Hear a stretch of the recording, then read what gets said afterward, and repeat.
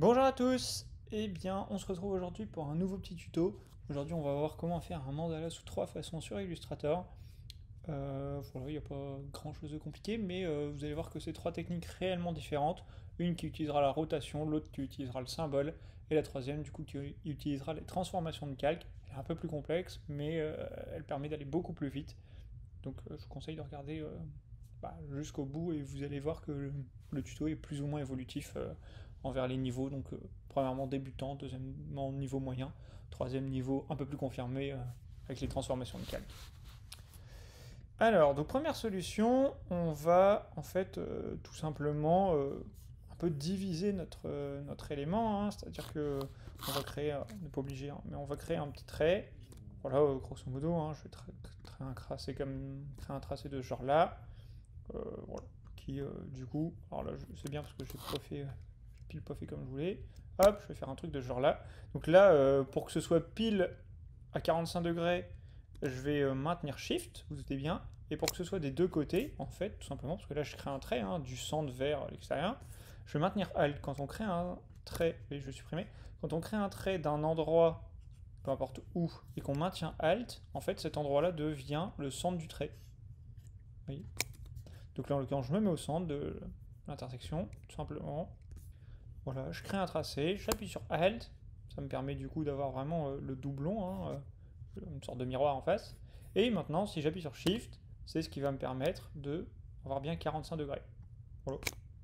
On pourra le dupliquer, on pourra faire exactement la même chose. Enfin, soit on reprend exactement là, soit on le duplique et on fait une rotation. Hein, on va pouvoir faire ça, commande C, commande F. Et là, je refais une rotation, j'appuie sur Shift, et c'est bon. Donc en fait, l'idée, c'est tout simplement faire mandala à partir de cette partie-là, tout simplement. Et donc, alors là, en l'occurrence, c'est un mandala en 8 parts, on aura la possibilité de le faire en 12, enfin peu importe ce qu'on veut, hein, même en 36. Il suffit juste que ce soit indivisible de 360 degrés, tout simplement. Ça tombe bien. Là, je vais en l'occurrence juste garder ça. Et en fait, toute cette partie-là, j'en ai pas besoin. Hein. Ce que je vais avoir besoin, c'est juste ça.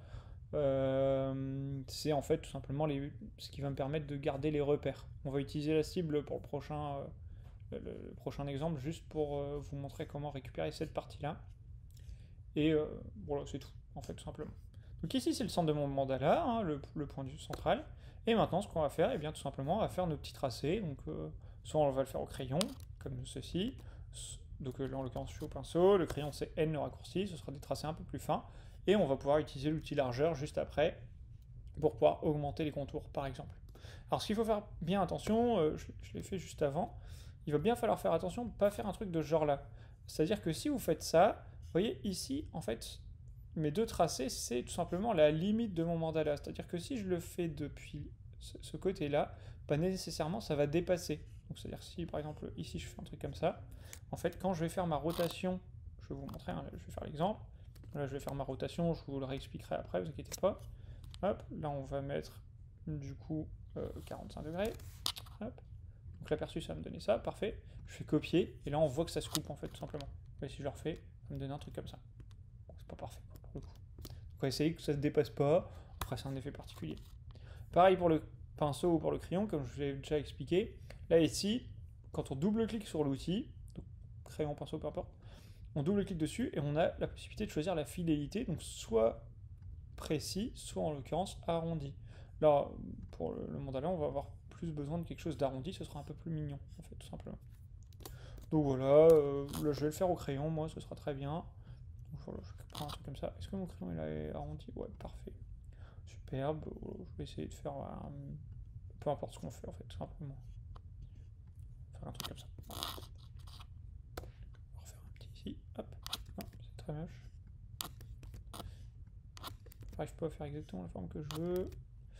Faire dans l'autre sens. Voilà, parfait, c'est mieux. Et voilà, grosso modo, hein, imaginons ça c'est bien. Ce qu'on va vouloir faire, je vous ai dit hein, déjà, on va pouvoir utiliser en fait tout simplement les profils de contour. Donc ce qu'on va retrouver ici, hein, tout simplement. Donc là c'est la forme du contour, là c'est le profil du contour. On va pouvoir utiliser le profil de contour et du coup par exemple avoir un contour de ce style là. Nous en l'occurrence on va plus avoir besoin d'un élément de ce type là, c'est-à-dire très fin au début, qui finit plus en épais. Et si on augmente le contour, vous voyez, on va avoir un truc de ce genre là, par exemple. voyez l'idée. Et ça, en fait, pour définir un profil de ce type-là, on va pouvoir le faire à la main, tout simplement, avec l'outil largeur. L'outil largeur, c'est l'outil qu'on va retrouver juste ici. C'est Shift-W, le raccourci. Et quand on est dessus, en fait, tout simplement, là, je me mets sur mon tracé. Donc on voit, hein, là, il y a un petit plus qui apparaît. Si je sors de mon tracé, il n'y a pas. Si je me mets dessus, il y a. Et je vais pouvoir faire un clic et glisser. Quand je vais glisser, vous voyez, je vais créer une épaisseur, tout simplement. Une épaisseur particulière. Donc là, je vais pouvoir en faire un ici pour que ce soit un peu plus fin. Voilà, superbe. Peut-être pas très beau. Voilà, c'est un peu mieux. Et là, on va se débrouiller pour qu'il n'y ait plus. Voilà, super. Donc ça, c'est mon élément. Je vais laisser comme ça, c'est mieux. Ouais, voilà, superbe. Ça, c'est mon élément. Et, vous voyez, il apparaît ici, du coup, en tant que profil de contour particulier. Alors, il n'est pas là-dedans, hein. Pour qu'il soit là-dedans, en fait, tout simplement, on va l'ajouter. On va faire ajouter au profil. On va l'appeler, je sais pas moi, test 1. OK. Et maintenant, quand je vais cliquer sur un nouveau tracé, eh bien, je vais pouvoir lui appliquer tout simplement test 1 qui est en bas. Me permettre de faire pareil. Alors là, vous voyez, il y a une petite différence entre les deux, tout simplement, parce que ici, mon contour, il est à 10 points, alors que là, mon contour, il est à 1 point. Et si je mets 10, hop, je vais exactement avoir la même chose. Et voilà, on va pouvoir le refaire plein de fois. On va appuyer sur I, en fait, hein, tout simplement, pour récupérer cette épaisseur-là. Et maintenant, on va pouvoir réappliquer notre profil de contour plusieurs fois. Voilà, voilà. Rien de dingue, mais c'est quand même assez pratique. Bon, ça me donne un petit effet, hein, c'est quand même différent de ce que j'avais juste avant. Dernier appliqué, hop, hop. Voilà, super, augmenter. Donc pour faire ceci, ce qu'on va vouloir de nous, c'est du coup inverser ici notre profil de contour. Donc pour faire ceci, tout simplement, ce qu'on va faire, c'est qu'on va cliquer sur contour, et là on a le profil, et ici, vous voyez, il y a le miroir. On va pouvoir mettre un miroir horizontal, et tout simplement, ça va bien inverser notre forme. Voilà. Donc là, on a une petite forme, hein, superbe, on a toute la grosse partie.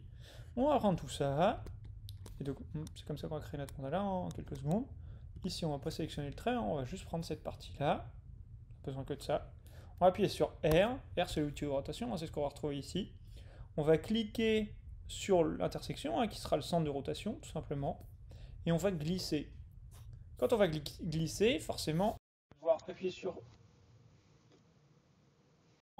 Pardon, je peux pas y arriver. Quand on va glisser, on va appuyer sur Shift pour que ce soit bien tous les 45 degrés. Ça tombe pile bien. Et on va appuyer sur Alt surtout pour le dupliquer. Si on n'appuie pas sur Alt, ça ne duplique pas. Donc juste glisser, ça sert à rien. Donc on va appuyer sur Shift et Alt et boum, ça a dupliqué. Et maintenant, ce qu'on va faire, c'est qu'on va appuyer sur Commande D. Commande D, je vous ai déjà dit, c'est répéter l'action.